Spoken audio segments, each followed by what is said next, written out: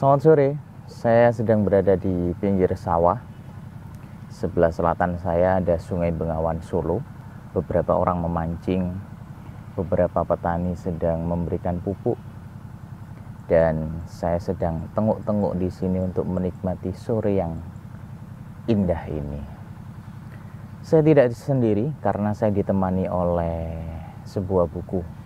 Teman duduk saya sebuah buku bagus. Buku baru yang saya dapatkan tadi siang, Kisah-kisah Kecil dan Ganjil Malam 1001 Pandemi, yang ditulis oleh Agus Nur. Bagi teman-teman yang ingin mendapatkan bukunya, bisa beli di online store. Saya belinya di Basa Basi Bookstore yang ada di Shopee, bukan di Shopee ya. Nah, ada satu kisah yang menarik yang barangkali pas karena kondisi kita berada di sawah.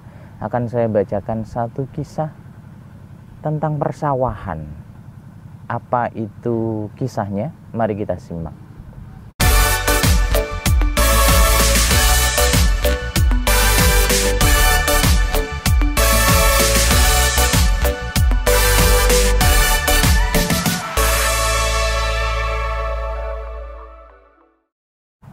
Saya akan membacakan satu kisah.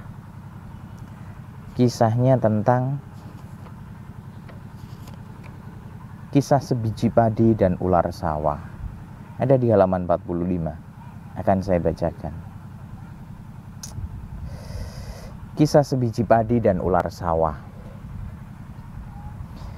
Ia terbayang mata istrinya, mata yang sejuk dan selalu membuatnya bertambah tabah saat susah. Mungkin mata itu menangis saat tahu ia telah pergi, usai mendengar kisah gadis pengamen kecapi. Orang miskin pun teringat pada kisah yang pernah diceritakan istrinya tentang istri seorang petani. Usai membereskan pekerjaan rumah dan memasak, siang itu istri petani menuju sawah. Ia sudah hafal betul berapa jumlah langkah untuk sampai, karena telah bertahun-tahun setiap siang mengantar makanan. Hari itu ia masak pepes tempe dan semur jengkol kesukaan suaminya. Sebentar lagi panen padi. Suaminya kerap menginap di sawah menjaga gangguan hama dan binatang. Namun, betapa paniknya perempuan itu ketika ia melihat suaminya bergelut dengan seekor ular. Hampir sama besar dengan tubuh suaminya. Terlilit ular, wajah lelaki yang dicintainya itu sudah begitu pucat, tetapi terus melawan dengan mencekik tepat di bawah kepala ular agar tak melahapnya. Tapi tenaga suaminya sudah mulai melemah. Sekilan lagi, ular mengerkah kepala suaminya. Pada saat itulah istri petani memohon agar ular itu tak memangsa suaminya. Ia menawarkan diri sebagai gantinya. Ular setuju dan melepas lilitannya. Ular menjelaskan bahwa sejak awal tak berniat membunuh petani itu. Sang ular kelaparan dan hanya ingin mengambil sebutir padi, tetapi petani tak mengizinkannya. Yang tak berkeringat menanam tak berhak menikmati, kata petani itu. Padahal kata ular, apalah artinya sebutir padi bila ular mengambil sebiji, tak akan membuat rugi petani.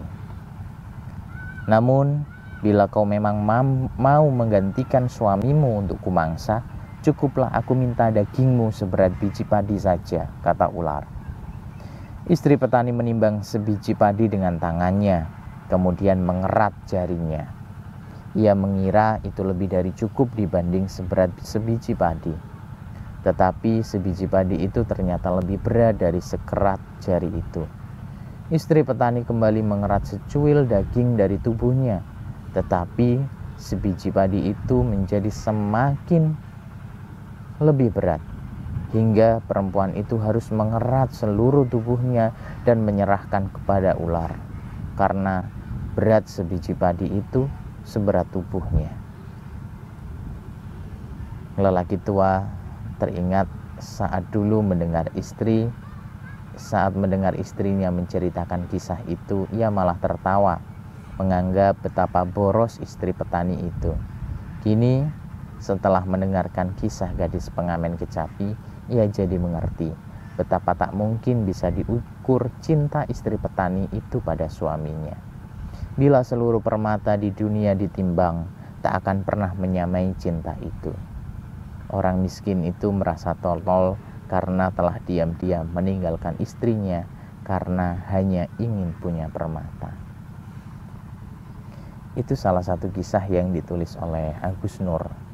Kisah-kisah ini, seperti yang saya katakan tadi, kisah-kisah ini bisa berupa cerpen, tetapi ketika kita membaca utuh, seperti sebuah novel. Kita didongengi oleh Agus Nur yang piawai sekali merangkai kisah-kisah yang khas. Ada perenungan-perenungan yang mendalam, ada sebentuk satir ya, bisa dianggap seperti itu kalau kita membaca seluruhnya. Masih banyak cerita-cerita bagus yang ingin saya tuntaskan.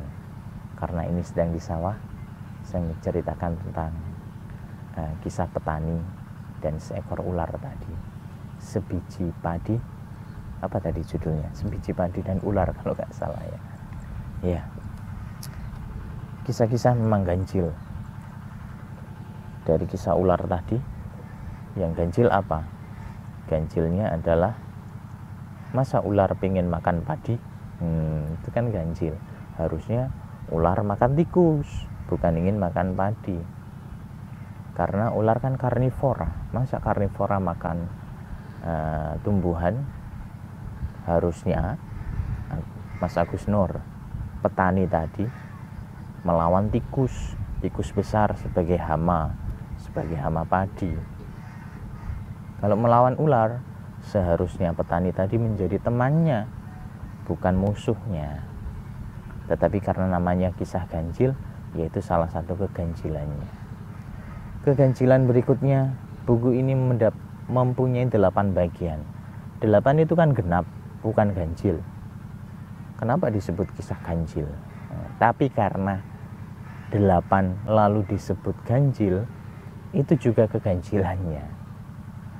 Daripada jeladur kemana-mana, silahkan baca sendiri bukunya yang menarik ini. Terima kasih.